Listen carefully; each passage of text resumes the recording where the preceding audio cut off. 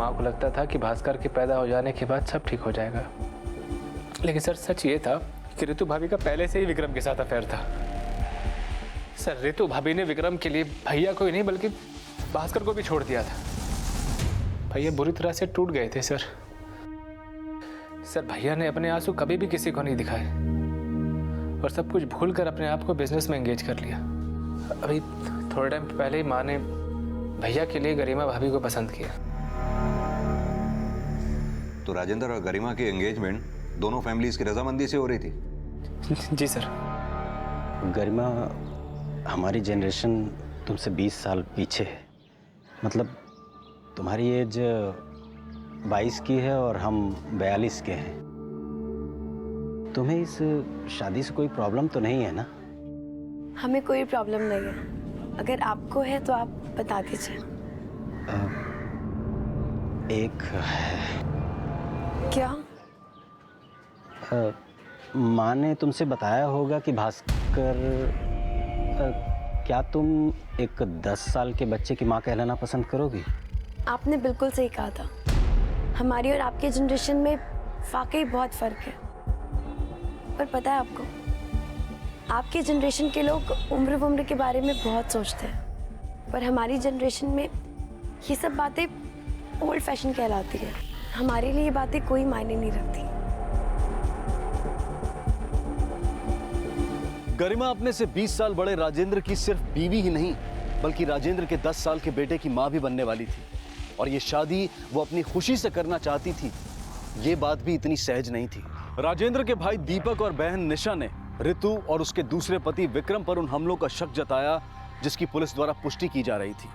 लेकिन गलती राजेंद्र और राजेंद्र की माँ से भी हुई थी कि उन्होंने पुलिस से यह सच छिपाया कि मिठी की लाश भास्कर के पास देखी गई थी। राजेंद्र पर हुए हमले का क्या मिठी के मर्डर से कोई कनेक्शन था? क्या भास्कर जानता था कि मिठी को किसने मारा था, और यह भी कि उसके परिवार पर अब किसने हमला किया था? भास्कर बेटा, क्या हुआ था कल आप लोगों के साथ? डरो मत बेटा, तुम्हें पता है ना? तो फिर बताओ हमें।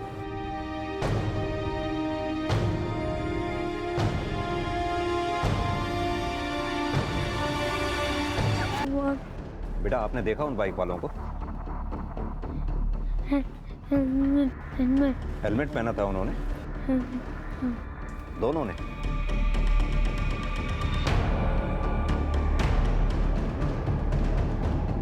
मिठी के मर्डर के बाद रितु ने भास्कर को कई बार अपने साथ जबरदस्ती ले जाने की कोशिश की, और इस बात के गवाह तो राजेंद्र के पड़ोसी भी।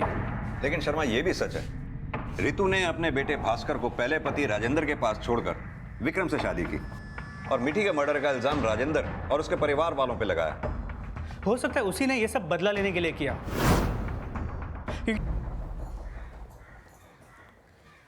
भास्कर, लो कुछ खा लो। लो ये लो थोड़ा खा लो। नहीं, पापा जी। हाँ, पापा के पास लेके चलेंगे, पहले थोड़ा खा लो। लो नहीं, अच्छा थोड़ा सा तो खा लो, थोड़ा खा लो। दिमाग खराब हो गया तुम्हारा? कब से खिला रहे, खा क्यों नहीं रहे हो तुम? हाँ, तो खा थोड़ा सा। दीदी क्या कर रही हैं आप? तुम वैसे ही इतना परेशान है, कुछ और परेशान कर रही हैं। हाँ तो क्या करे, परेशान कर रखा है इसने, खा ही नहीं रहा। रितु को बोले इसे लेके जाए, वैसे भी उसी का बेटा है ना ये। तो पागल हो गई, अब जानती है ना उसे इसकी कोई परवाह नहीं है। फिर तो हमें भी कोई परवाह नहीं है, तुम्हें जो करना है करो, बट हम नहीं संभालेंगे इसे। परेशान कर रखा है। बेटा, पापा को पता पड़ेगा आपने खाना नहीं खाया तो नाराज होंगे ना पापा। हमारे साथ थोड़ा सा खा लीजिए। हाँ, थोड़ा सा खाते हैं, फिर पापा के पास चलेंगे, ठीक है? हाँ?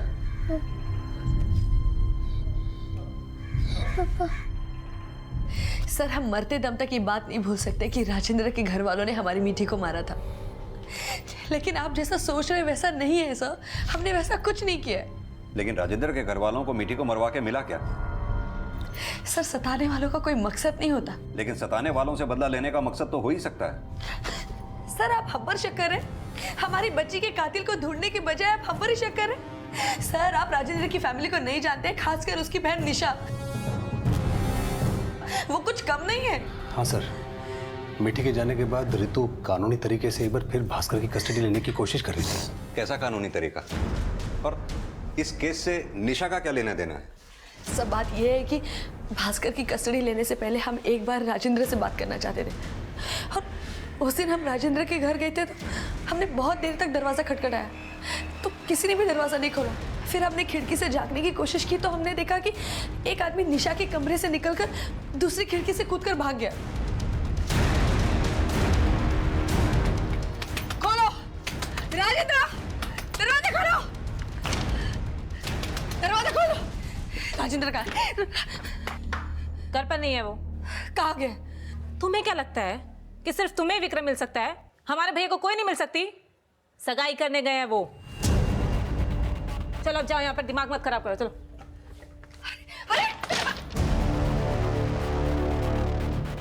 सर तभी हमें पहली बार पता चला कि राजेंद्र दूसरी शादी कर रहा था। लेकिन आपने जिस आदमी को खिड़की से कूदकर बाहर भागते हुए देखा, वो आदमी कौन था?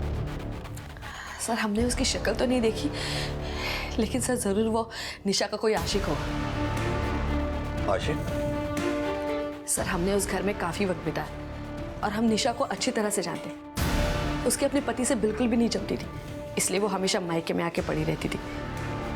और माँ जी तो हमेशा उसका घर बसाने की कोशिश करती थी। सर हमें तो शक है कि निशा और उसके आशिक ने मिलकर ही शैलेश को मारने की कोशिश की हो और माँ जी और राजेंद्र बलि का बकरा बन गए हो। लेकिन भास्कर तो बच गया। सर हम वही तो शुक्र मना रहे हैं कि हमारा बच्चा बच गया, लेकिन हम हमारे भास्कर को वहां नहीं रहने देंगे। वो अब हमारे साथ रहेगा। सर बुआ बाथरूम जाना। देखो हमारा मूड मत खराब करो, अपने आप चले जाओ, जाओ। बाथरूम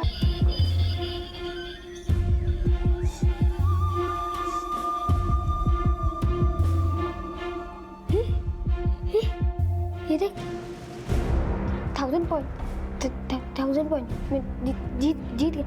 हाँ अरे रुकिए, आप ऐसे अंदर नहीं जा सकते। अरे सर बिजी है, रुके। सर हमारी मिठी का कुछ अता पता नहीं है सर। एक मिनट, आराम से बताइए बात क्या है? सर हम हर जगह पे खोज रहे हैं मिठी को, हमें कहीं नहीं मिल रही मिठी सर। ये मीठी है कौन? सर मिठी मीठी हमारी बच्ची है सर। सर आप प्लीज उसे ढूंढिए सर, प्लीज। मम्मी, भैया, जल्दी अंदर आओ। अरे क्या हुआ? भैया देखो। हाँ अरे सर हमने रोज की तरह उसे नहलाया, तैयार किया और फिर सुला दिया।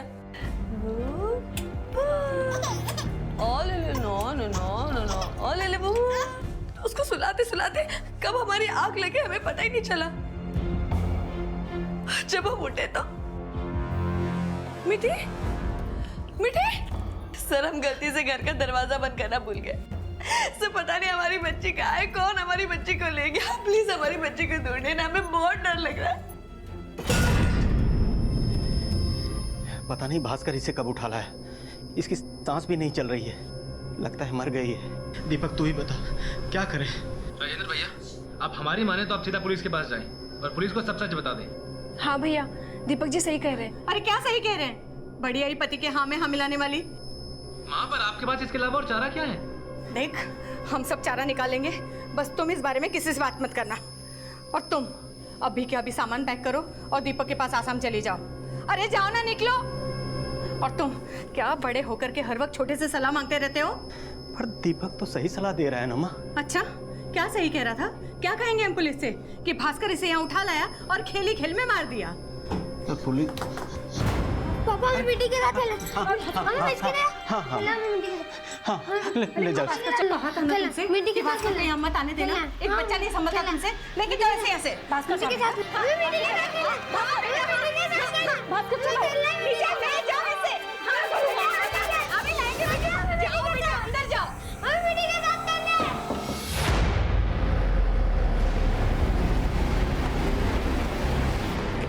सर ये हमारा घर है, मिठी यहीं अंदर थी। निशा अंदर देखो तुम। शर्मा आसपास पूछताछ करवाओ, शायद किसी ने कुछ विटनेस किया हो।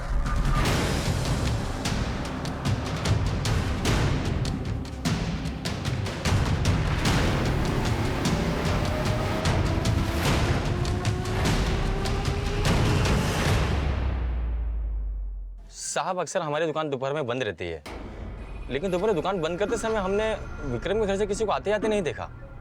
पक्का किसी को आते जाते नहीं देखा? नहीं साहब, नहीं देखा हमने। ठीक है, अगर कुछ भी याद आए या पता चले हमें ज़रूर बताना। ठीक है साहब। सरोज, तुम आ जाके उन घरों में और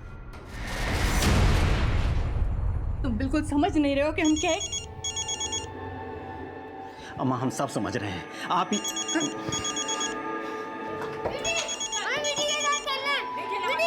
गरिमा जी अभी हम थोड़ा बिजी हैं, आपसे थोड़ी देर में बात करें? सॉरी राजेंद्र जी, हमने आपको डिस्टर्ब किया। वो हमने ये पूछने के लिए फ़ोन किया था कि आपको सूट कैसा लगा। आप संभालो।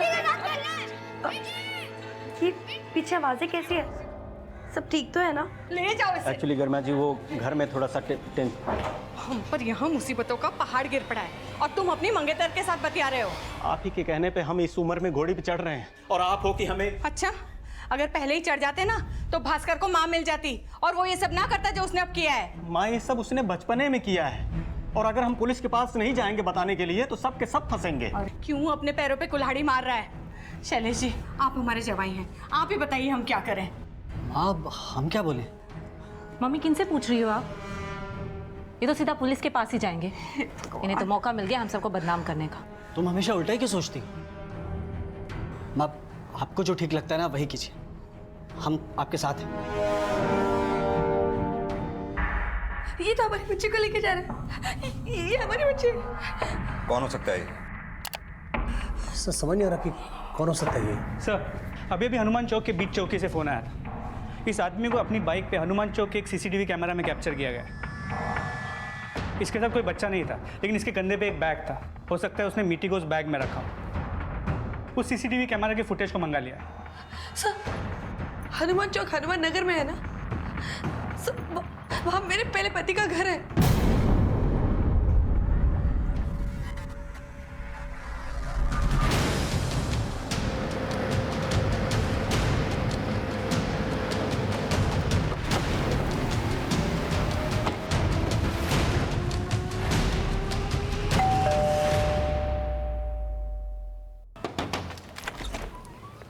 जी हमें घर की तलाशी लेनी है। देखिए सर, बिना सर्च वारंट के आप ये सब नहीं कर सकते हो। सर्च वारंट है हमारे पास। शर्मा, पूरे घर की अच्छी तरह से तलाशी लो। देखिए सर, आप हमारी बात सुनिए, बताइए तो सही बात क्या है? आपकी बहू रितु ने कंप्लेंट लिखवाई है। उसे शक है कि उसकी बेटी मीठी आपके घर पे है। सर, मीठी यहाँ नहीं है। रितु ने हम पे झूठा आरोप लगाया है। अब झूठा आरोप है या सच्चा ये तो हम पता लगा ही लेंगे। आप हमें अपना काम करने दीजिए।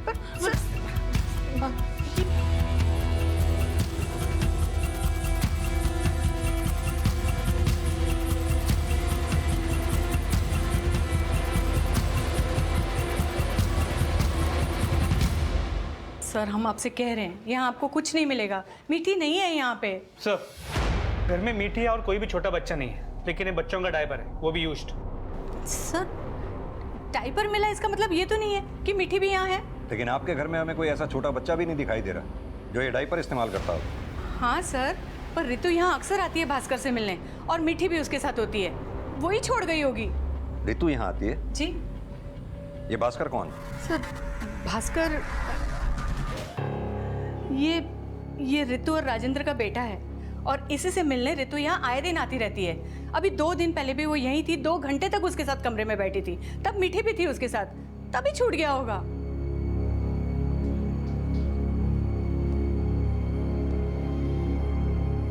भास्कर बेटा,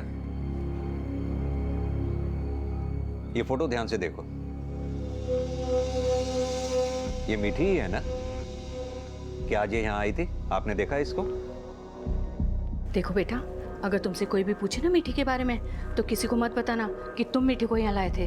हाँ, क्योंकि अगर तुमने किसी को बताया ना कि मीठी यहाँ थी तो तुम्हारी मम्मी की तरह तुम्हारे पापा भी दूर हो जाएंगे।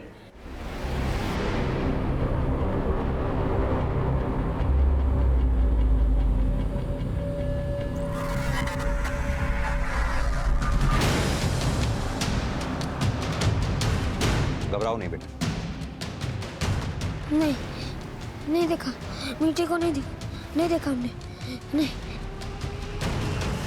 सर, कहा था ना हमने आपसे, आपको कुछ नहीं मिलेगा यहाँ पे। मीठी है ही नहीं यहाँ। रितु ने इस फैमिली पे शक जताया है, वो झूठ क्यों बोलेगी? लेकिन रितु ने यह भी बोला था कि जो आदमी बाइक पर दिख रहा है वो राजेंद्र नहीं था। लेकिन सर ये भी तो मुमकिन है कि उस आदमी का इस फैमिली के साथ कोई कनेक्शन हो। अब ये तो तभी पता चलेगा जब उस किडनैपर की पहचान होगी। सर इस घर के आसपास कहीं कोई सीसीटीवी नहीं है, ना ही यहाँ किसी ने कोई सस्पिशियस नोटिस किया है। सर जिस आदमी को हमने बाइक पे बैग के साथ देखा था, जिस पे हमें शक था कि वो मीठी को किडनैप करके गया है, उसकी फोटो को यहाँ किसी ने भी आइडेंटिफाई नहीं किया है। लेकिन उस किडनैपर को यहाँ हनुमान चौक पे तो देखा ही गया था। आसपास पूछताछ जारी रखो, हो सकता है कुछ पता चले। Okay sir. रहस्य बन गया था और पुलिस की कई कोशिशों के बावजूद इस राज से पर्दा नहीं उठ पाया था। और वक्त के साथ साथ मिठी की हत्या से जुड़ा ये राज राजेंद्र और उसके परिवार ने अपने सीने की गहराइयों में दफन कर लिया था और जिंदगी की नई शुरुआत में लग गए थे। लेकिन जिस घड़ी को वो एक नई शुरुआत समझ रहे थे, क्या वो वाकई में एक नई शुरुआत थी या फिर किसी अनहोनी की उल्टी गिनती शुरू हो चुकी थी? हाँ लगा दो भाई यहाँ पे, फिर बाद में यहाँ पे लाइटिंग छोड़ना है। हाँ और पिताजी लाइट्स के बाद मिठाई वालों को मैं फोन कर दूंगा। सुषमा आ गए लोग, आओ। अरे दीपक जी आ गए आप लोग। अंकल जी आप परेशान मत होइए, अभी तो बस हमर चंचल ही आए हैं। नमस्ते भैया। खुश। वो चाचा जी एक्चुअली हम लोग सीधा आसाम से आ रहे हैं। माँ जी ने कहा था कि हम लोग एयरपोर्ट से डायरेक्टली यहीं पहुँच जाएं, तो हम लोग यहीं आ गए। तो राजेंद्र जी कब तक आएंगे? जी भैया से हमारी एयरपोर्ट पे बात हुई थी, तो निकलने ही वाले थे, आने वाले होंगे वो भी। हाँ हाँ दीपक, हम लोग निकल रहे हैं। हाँ बोल दे उन लोग को बस 1 घंटे पे पहुंचने वाले हैं। हाँ भैया ठीक है, लेकिन आपने अपनी सेल्फी नहीं भेजी हमें अब तक। हाँ हाँ भेजता हूँ, तू टेंशन मत ले। अरे ये फोटो। अरे राम कहाँ रह गया? राम, अरे भाई ए राम इधर आओ। अरे भाई जब देखो फोन पे ही बतियाते रहते हो, आ जाओ जरा ये फोटो खींचो फटाफट। घर से फोन आ गया था। कोई बात नहीं। चलो लीजिए। चलो आप लोग गाड़ी में बैठो, आइए आ जाओ फटाफट बैठिए। साहब जी 1 मिनट। हाँ जल्दी बात करके आओ। ठीक। अरे सब लोग कितने अच्छे लग रहे हैं, है ना? लेकिन निशा दीदी नहीं दिख रही इसमें।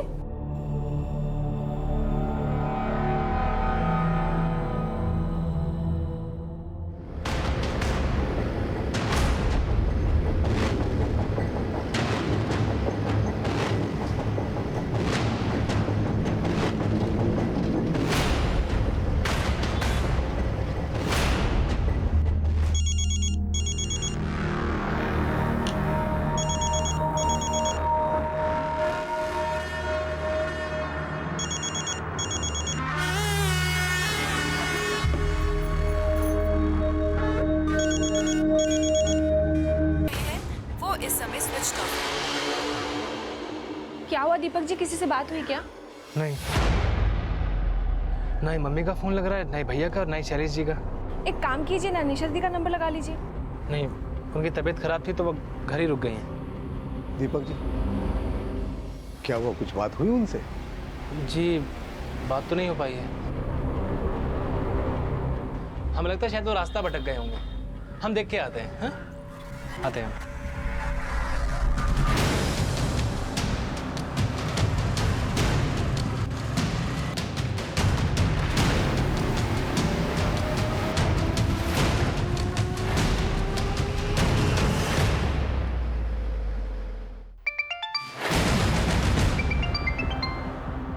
हाँ दीपक, कुछ पता चला? निशा दीदी हम गाजियाबाद से मेरठ तक पूरे रास्ते उन्हें ढूंढते हुए आ रहे हैं। दीपक रास्ते पे ढूंढने से कुछ नहीं होगा, हमें तो सीधा सीधा उस राम पे शक जा रहा है। अरे वही ड्राइवर। क्या? अरे इसको कुछ अता पता ही नहीं है और ना ही फोन उठा रहा है वो। राम उन लोगों के साथ घर से नहीं निकला था? नहीं, राजेंद्र भैया खुद ड्राइव करके गए हैं। और भैया से जब हमारी बात हुई उन्होंने तो ऐसा कुछ भी नहीं बताया था।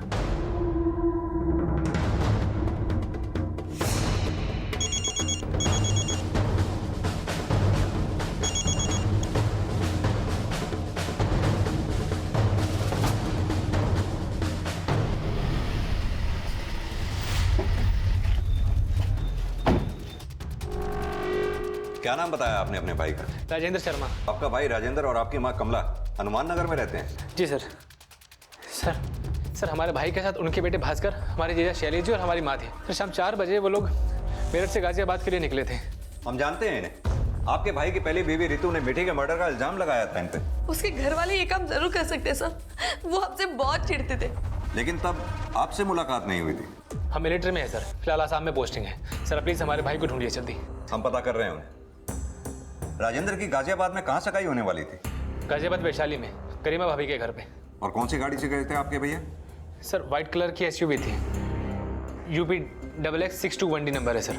सर वो जब घर से निकल रहे थे तो ड्राइवर को कुछ काम आ गया, तो हमारे भाई खुद ही ड्राइव करके आ रहे थे। अब ड्राइवर को फ़ोन कर रहा हूँ सर, उसका नंबर भी नहीं लग रहा है। ठीक है, ड्राइवर का नाम, फ़ोन नंबर, एड्रेस तीनों दो हमें। हाँ जी सर।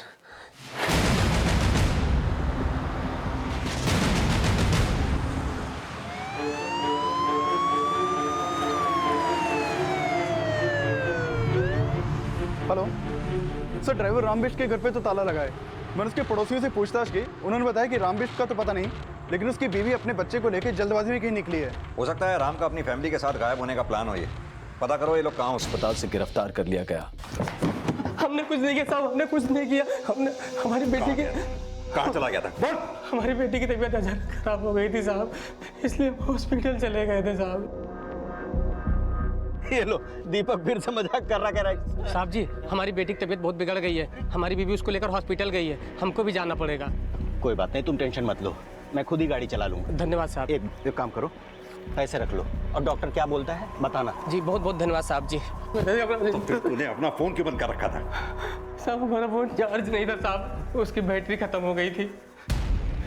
लेकिन हम आपको एक बात बताना चाहते हैं साहब। क्या बात? शाम को दो लोग बाइक से बार बार घर का चक्कर लगा रहे थे। लीजिए लीजिए। चलो आप लोग गाड़ी में बैठो, आइए। किसके घर का? राजेंद्र साहब का। कौन थे वो बाइक वाले? साहब वो लोग हेलमेट लगाए हुए थे, हम उनका चेहरा नहीं देख पाए और गाड़ी का नंबर भी नहीं देख पाए साहब, लेकिन हमको लग रहा था कि वो लोग घर पर नजर रखे हुए थे। तो तूने ये बात अपने साहब राजेंद्र को क्यों नहीं बताई? साहब बेटी की बीमारी को सुन के घबरा गए थे साहब, इसलिए हमको जल्दी जल्दी भी बताने का ध्यान नहीं रहा था साहब। कुछ छुपा तो नहीं रहा ना हमसे? नहीं साहब, कुछ भी नहीं छुपा रहे हैं साहब। ये ड्राइवर राम के कॉल रिकॉर्ड्स निकालो, इसकी आज की सारी एक्टिविटीज पता करो। हो सकता है इसका हॉस्पिटल जाना अपनी एलिबाई खड़ी करने की कोशिश हो। जी सर। सर राजेंद्र की गाड़ी आश्रम मेरठ से मोदी नगर गाजियाबाद रोड की तरफ आते हुए 2 सिग्नल की सीसीटीवी में कैप्चर हुई है। ये उसकी फुटेज। ये देखिए सर, 2 बाइक सवार लगातार राजेंद्र की गाड़ी का पीछा कर रहे हैं। हाँ साहब।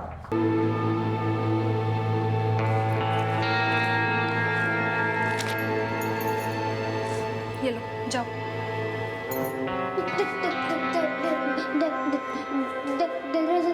अच्छा ठीक है, नहीं कर रहे, जाओ।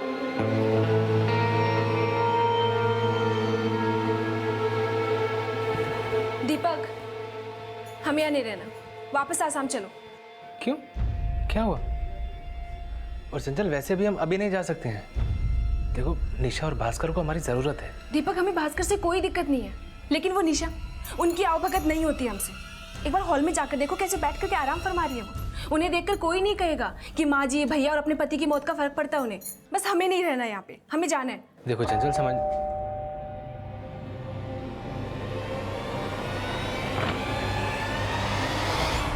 निशा जी, आपको हमारे साथ पुलिस स्टेशन चलना होगा। Police station? जी।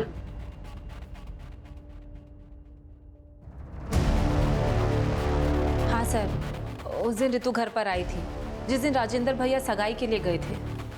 लेकिन ऋतु ने हमें बताया कि जब वो आपके यहाँ आई थी, उसने खिड़की से किसी को कूद के बाहर जाते हुए देखा था। कौन था वो? खिड़की से कूद कर किसी को देखा था? जी। जब हम राजेंद्र भैया को फोन लगा रहे थे, तभी हमने खिड़की से आवाज सुनी। जैसे ही हम खिड़की की तरफ बढ़े, तभी डोरबेल बज गई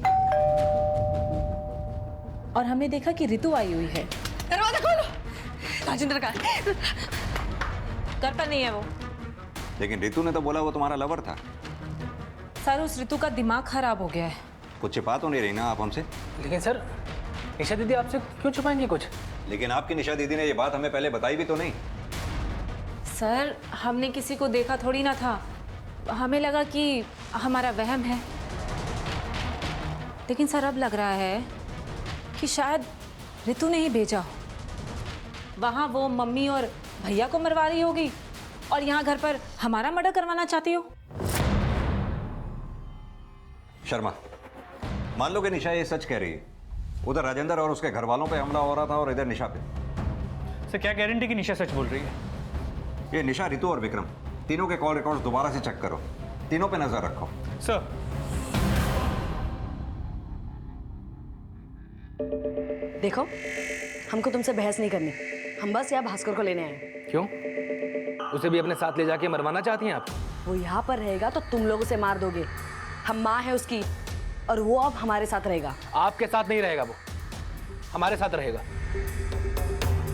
तुम भूल रहे हो कि कोर्ट ने हमें हमारे बच्चे से मिलने की इजाजत दे रखी है, तो तुम हमें भास्कर को ले जाने से नहीं रोक सकते, समझ गए?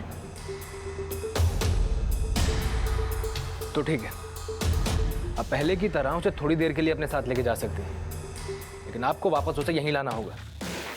और देखिए प्लीज, उसे आप वो सब बातें फिर याद मत दिलाइएगा। उसे अभी भी लगता है कि उसके पापा और दादी वापस आएंगे। उसे सच बता के आप परेशान मत कीजिएगा प्लीज। ठीक है। भास्कर बेटा, आओ।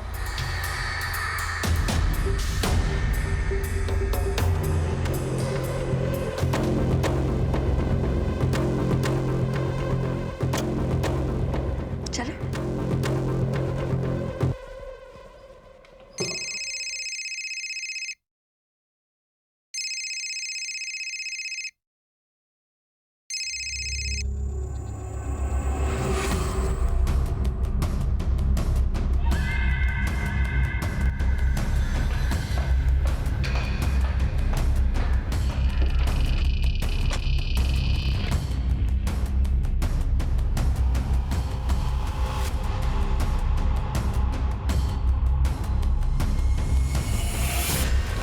सर, विक्रम के कॉल रिकॉर्ड से पता चला कि पिछले कुछ दिनों से वो भगत से काफी बात कर रहा था। ये भगत है कौन? सर, एक हिस्ट्री शीटर है। इसे लोग शेरा के नाम से भी जानते हैं। 2 बार चोरी के लिए जेल भी जा चुका है। हो सकता है कि रितु और विक्रम ने इस कांड के लिए भगत को सुपारी दी हो। पता करो ये भगत इस वक्त होगा कहाँ, और ये रितु और विक्रम दोनों को लेके आओ। सर।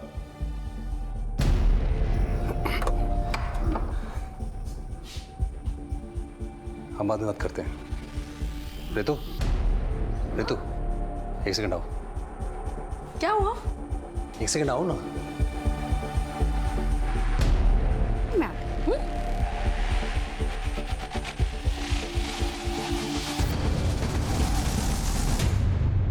हाँ? तुम भास्कर को यहाँ पर क्यों लेकर आई हो? विक्रम, कैसी बातें कर रहे हो? वो हमारा बच्चा है। हमारा बच्चा नहीं है, तुम्हारा बच्चा है। मीठी हमारी बच्ची थी जिसे इसके बाप और इसके घर वालों ने।